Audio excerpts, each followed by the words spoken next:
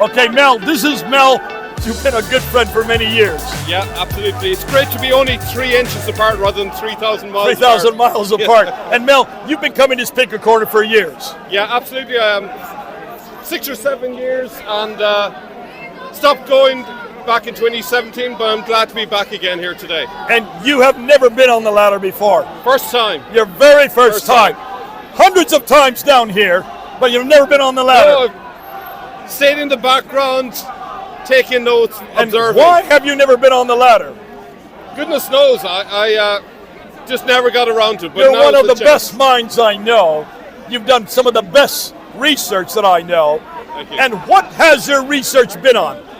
It's been on a lot of topics, but the one that really stands out of late is on the question of Mohammed. Okay, Mohammed. So this is going to be controversial today. Yeah. And so we warn all of you, and if there are any Muslims listening, it looks like they're going and attacking that woman over there. They may come over here. If so, don't worry. We'll train them. So you're going to talk about Mohammed, but the word, even when you ask Mohammed, immediately I'm adding some vowels, or am I not? Absolutely. So if you look at the word, it's mem, ha, mem, dal. And if you leave out the vowels, you can pronounce it in lots of different ways. You can pronounce it as Mahmed, Mahmoud. Okay, hold on. We're kind of jumping ahead. Yeah. For those of you who don't know what he's talking about, in the 7th century, there were no vowels in Arabic. There were just consonants. Mim, ha, mim, dal, 4 letters. That's all that existed. Absolutely. So there was no Muhammad. No one named Muhammad at all. Yeah. Now, you may have pronounced it that way. You could do so, but you would not write it that way. Exactly. Because the vowels were only created in the 8th and 9th century, and also the dots that are needed to show what the letters are, those were created in the 8th and 9th century. Am I correct? Exactly. If you look at the various variations of the name Mohammed, for example, Mahmed in Turkey, you cannot get that name from Mohammed. It has to have come from a different word, a different vocalization originally, such as Mahmed. And you can go from Mahmed to Mahmet I watch your videos in Turkish. Can you do the same? But you can't go from Mohammed to as Mahmed. well, to come up with the truth. Yeah, we're coming up with the truth here. He doesn't like what we're saying already. So I want to ask you, Mel, you cannot, because it's only 4 letters, it's obvious that these are very popular letters. Absolutely. And that these also go back many, many years. Absolutely. Because there have been many Mahmeds, have there not? There have. So, if you ask most Muslims, Muhammad is the first and original Mahmed, but actually it goes back centuries. In fact, it goes back to 1400 years BC. 1400 BC is the first time we see these 4 letters. Exactly. And who was the one that actually created these 4 letters? So you find it not in Arabic, but you find it in Ugaritic, which is it's actually associated with a city in Syria. So 1400 BC, and the word Mahmed, That's for you, by the way. had a particular meaning, which is the desired one. The desired one, okay. It took on other meanings, the blessed one, the anointed one. Exactly. So altogether lovely. Altogether lovely. It basically was taken in to the Hebrew and many other Semitic languages, and it became a concept in Judaism of the Messiah, the anointed one. That happened first in Judaism, you're saying, or first in Christianity? It happened first in Judaism. So, for example, if you go to a very familiar verse that Muslims love to use, trying to prove that Muhammad is prophesied, Song of Songs, chapter 5, verse 16, you'll see Mahmedim, the altogether lovely. Altogether lovely. O daughters of Jerusalem. The problem is, it's got nothing to do with a prophecy, at least not an Islamic prophecy. It's a prophecy that is entirely Jewish. It's prophesying. I think that's it. Thanks. It's prophesying the Jewish Messiah. So it's talking about the Messiah that is yet to come. Exactly. And that is in the Song of Solomon that Muslims say is referring to Muhammad. Yeah, there's a big problem with that. In order for you to be a Mahmed, you must be Jewish. You must be a descendant of David. I'm sorry, but Muhammad is not Jewish. He's not a descendant of David. So if he existed, which I doubt, that claim is bogus. So it's in Ugaritic, it's also in Hebrew. Exactly. They're the same root. They use the same consonants. Yeah. Now we get into the 4th century AD. Yeah. There's someone else now that takes this word Mahmed. And that's Saint Ambrose. He looks at Song of Songs and he interprets it as being about the relationship between Christ the Messiah and his church. The anointed one, who is the Messiah, and he applies it to Jesus Christ. So that's the 4th century. The Christians were now using Mahmed as their Messiah. Exactly. The Jews were also using Mahmed as their Messiah. They're competing with each other. The Jews are saying we've got the Messiah, or at least we hope to have the Messiah. He has not yet come. The Christians saying, no, there's only one Messiah, we've got And he's him. coming back. And he's coming back. So the exactly. Jews are waiting for the Messiah to come the first time, where the Christians are saying he's going to come a second time. Exactly. And both cases, it is the Messiah, right? Exactly, but here's the thing. In Jewish thinking, there isn't one Messiah, there's two Messiahs.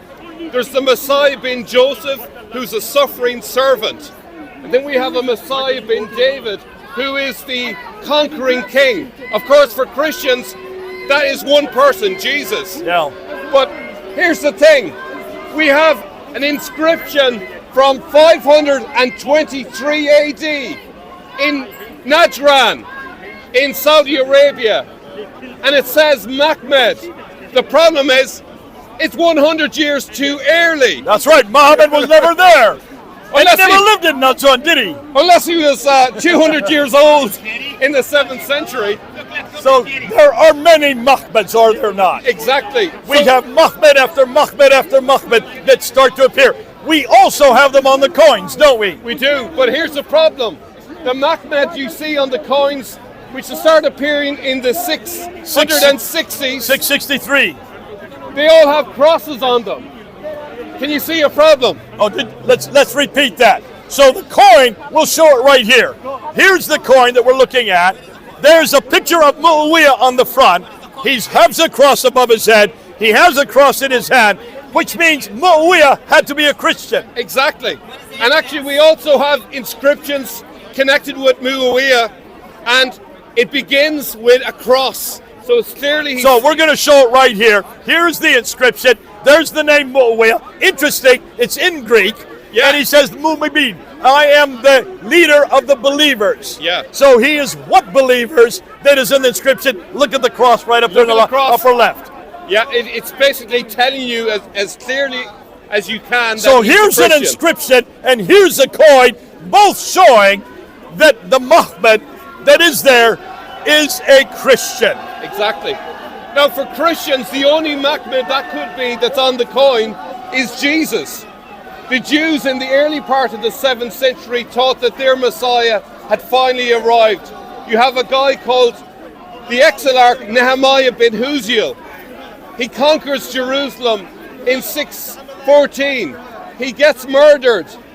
The Jews are obviously upset about this and they start writing, for example, the book of Zerubbabel, referring to their Exilarch, their murdered Exilarch, as the Messiah.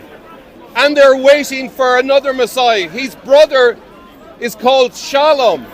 That name should ring bells. He's also known as Salman al-Farsi. Salman al-Farisi.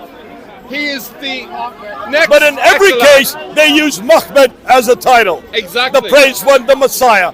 So when they die, the next one takes that title. Exactly. When they die, the next one takes that title. How many are there? 5 of them, right? There's at least 5, but actually there is a Chinese source that actually names about a dozen. A dozen. Go stretching right into the 8th So century. there's Mahmeds all over the 7th All over the century. shop. And Nothing are special. there any of these Mahmeds in Mecca and Medina? None. There's no water there. There's no water there. If there's no water, no food. No food, no people, no town, no towns, no cities, Yeah. no civilization, no history. The Mahmed of Islam is a complete phantom. He doesn't exist. There are no sources from the 7th century that can prove it. It's all a big mistake. The Mahmed on the coins is Jesus.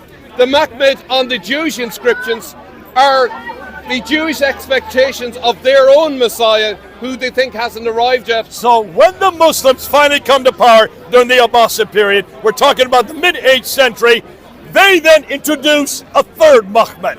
Exactly. Their Mahmed. Exactly. We've actually got direct evidence from a Chinese source called Zhu Tang Shu, and when the Tayyaye, who's the main tribe in Iraq, they're the group that created this separatist state. They sent an envoy to China, and they gave a story to the Chinese, and the Chinese are surprised because the last time one of their envoys came to them 100 years before, they never mentioned anything about a Muhammad. Yeah. Now in 756 AD, suddenly we've got a Muhammad being introduced. Where did he come from? They wrote down both stories, and now we can see both stories next to each other. It proves that the Abbasids invented their Muhammad. It is all a fabrication. Can you see? I need someone to go buy me a Coke, but let's go ahead. So all the way through, what we're seeing is Mahmed after Mahmed after Mahmed. These are nothing more than references to Jesus Christ. They're all in the north. They're in Damascus. They're in Jordan. They're over in Iraq. What is Iraq today? None of them are from Mecca, Medina. So you can see, when the Muslims finally create their prophet, because they didn't have a prophetic line, they then put that. They said, we have the Mahmed. You guys don't have it. We have it. He is the seal of the prophet. He is the final prophet, and he needs a revelation. Now that's when the Quran starts getting put together. Isn't that amazing that it all comes together in the 8th century? It all fits together. We can't find any Qurans from the 7th century. They all begin to appear in the 8th and 9th century. Once they had a prophet, they then needed to have a revelation. You don't see any inscriptions to do with the Muhammad of Islam until the 730s. That's right. And then suddenly you have a Quran emerging, and then all of the other stories, the Hadith, start getting generated from then onwards. Okay, now listen, thanks so much. This has been your first time on the ladder. You've done a great job. I think we've shut down Muhammad now. Absolutely. Now we're going to get a girl coming up here. Thank you.